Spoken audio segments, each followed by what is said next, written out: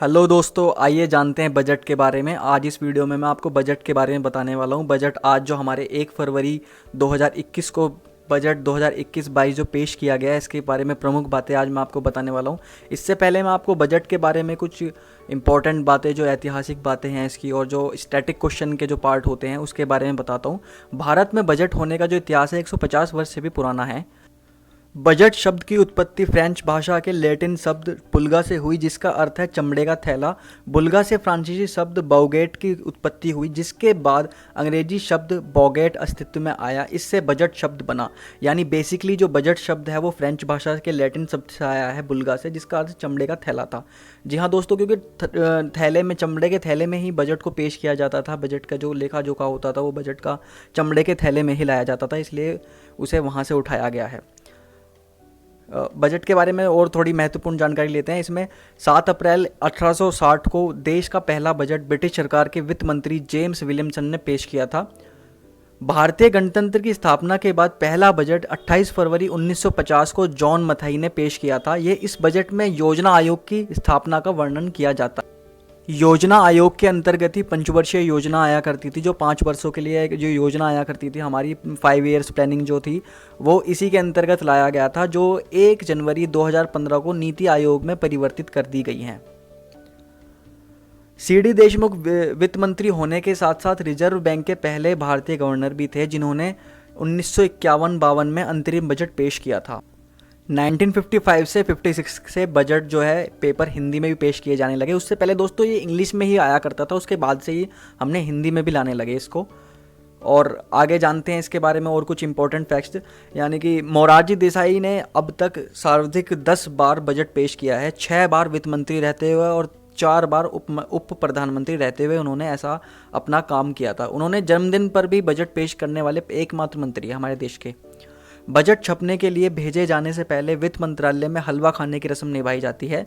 इस रस्म के बाद बजट पेश होने तक वित्त मंत्रालय के संबंधित अधिकारी किसी के संपर्क में नहीं रहते। परिवार से दूर उन्हें वित्त मंत्रालय में ही रुकना पड़ता है। दोस्तों ये कुछ इंपॉर्टेंट फैक्ट्स हैं जो मैं आपको बता रहा हूँ, ये आपको पता होने चाहिए, क्योंकि किसी भी स्टैटिक एग्जाम में, ये स्टैटिक क्वेश्चन होते हैं तो ये किसी भी एग्जाम में पूछे जा सकते हैं नॉर्मली। भारत का केंद्रीय बजट, भारत की पहली महिला पूर्ण वित्त मंत्री निर्मला सीतारमण बनी। यानी पूर्ण वित्त मंत्री, यहाँ ये शब्द जोड़ा गया क्योंकि जो हमारी जो पहले जो बजट पेश किया था पहली बार श्रीमती इंदिरा गांधी जी ने पेश किया था, लेकिन वे प्रधानमंत्री के पद पर थी। आइए जानते हैं बजट की और कुछ महत्वपूर्ण बातों के बारे में।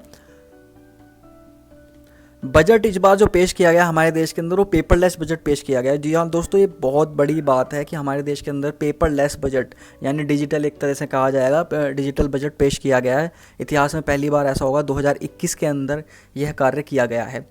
यह जो कार्य किया गया है इसमें यह टैबलेट का प्रयोग करके किया गया है। टैबलेट जो बनाया वो भी मेड इन इंडिया है, तो मेड इन इंडिया को भी बढ़ावा दिया गया है इसके माध्यम से। और जो निर्मला सीतारमण है, हमारे देश की वित्त मंत्री हैं, फाइनेंस मिनिस्टर, उन्होंने तीसरी बार इस बजट को पेश किया है। तो दोस्तों अब जानते हैं हम इस आज के जो बजट हमारा पेश हुआ है इसके अंदर क्या क्या महत्वपूर्ण बातें हैं, उसको हम एक एक करके पॉइंट वाइज डिस्कस करते चले जाएंगे। जल जीवन मिशन शहरी लॉन्च होगा। इसके तहत 2.86 करोड़ घरों को नल का कनेक्शन दिया जाएगा। 5 साल में 2.87 लाख करोड़ खर्च होंगे। सप्लीमेंट्री पोषण प्रोग्राम और पोषण अभियान का विलय होगा। मिशन पोषण 2.0 की शुरुआत होगी। हेल्थ सेक्टर पर निवेश को बढ़ाया जा रहा है। पीएम आत्मनिर्भर स्वस्थ भारत योजना की शुरुआत होगी।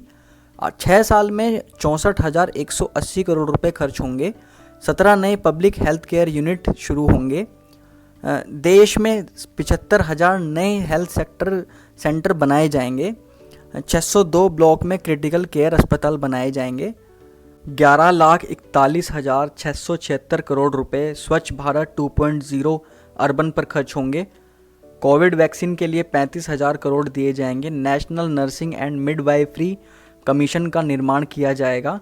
जनसंख्या की गणना डिजिटल होगी, जो देश की पहली डिजिटल जनगणना होगी। जो दोस्तों इस बार हमारी जनगणना होने वाली है 2021 की, जो हर 10 साल में होती है, वो इस बार डिजिटल होगी। पहली बार ही होगा इतिहास के अंदर जो डिजिटल हो रही है। वॉलंटरी व्हीकल स्क्रैपिंग पॉलिसी का ऐलान किया गया है। 20 साल पर्सनल व्हीकल, 15 साल कमर्शियल व्हीकल पुराने यानी अनफिट माने जाएंगे। यानी दोस्तों जो 20 साल से जो ऊपर हो गए हैं हमारे जो पर्सनल व्हीकल होते हैं, गाड़ी या बाइक है, वो अनफिट माना जाएगा और कमर्शियल में 15 साल की लिमिट रखी गई है। दोस्तों ये बहुत ही, इस बजट की बहुत इंपॉर्टेंट एक बात है जो इसमें निकल कर आई है बजट के अंदर, जो ये 20 साल और 15 साल की जो बात रखी गई है कमर्शियल और पर्सनल व्हीकल के लिए। बात करते हैं अगले नंबर की। 4 नेशनल इंस्टीट्यूट ऑफ वायरोलॉजी का निर्माण किया जाएगा। रेलवे के लिए राष्ट्रीय रेल परियोजना 2030 को लागू किया जाएगा। 100 से अधिक नए सैनिक स्कूल खोले जाएंगे और इसके अंतर्गत स्कूल जो हैं, सैनिक स्कूल जो होते हैं वो खोले जाएंगे। शहरी स्वच्छ भारत मिशन 2.0 की शुरुआत होगी। शहरी मिशन 2.0 2021 से 5 वर्ष की अवधि में 1,41,678 करोड़ रुपए की कुल वित्तीय आवंटित से कार्यान्वित किया जाएगा। यानी दोस्तों जो स्वच्छ भारत मिशन जो है हमारा, उसके पे काफ़ी जोर दिया जा रहा है इस बार बजट में।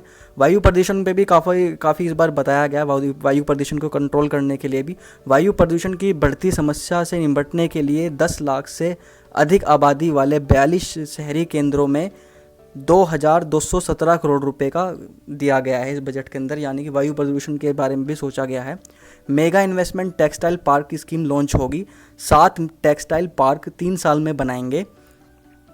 एयर क्लीन के लिए 5 साल में 2,000 करोड़ रुपए दिए जाएंगे। एयर क्वालिटी इंडेक्स जो हमारा आता है, एयर क्वालिटी जो हमारी बहुत ख़राब हो रखी है, उसके लिए भी सोचा गया है इस बजट के अंदर। और दोस्तों परिवहन मंत्रालय को 1.18 लाख करोड़ रुपए दिए जाएंगे।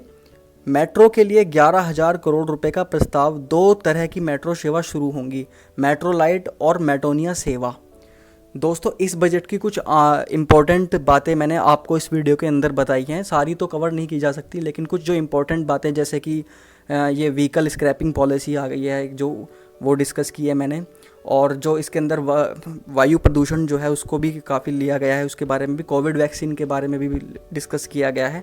तो ये सारी इंपॉर्टेंट बातें थी जो बजट की, मैंने आपको बजट का इतिहास ही बताया है और आज के जो बजट की भी इंपॉर्टेंट बातें हैं वो भी बताई हैं। तो इस वीडियो को लाइक कीजिए, शेयर कीजिए और सब्सक्राइब कीजिए मेरे यूट्यूब चैनल निकमेटिक्स को।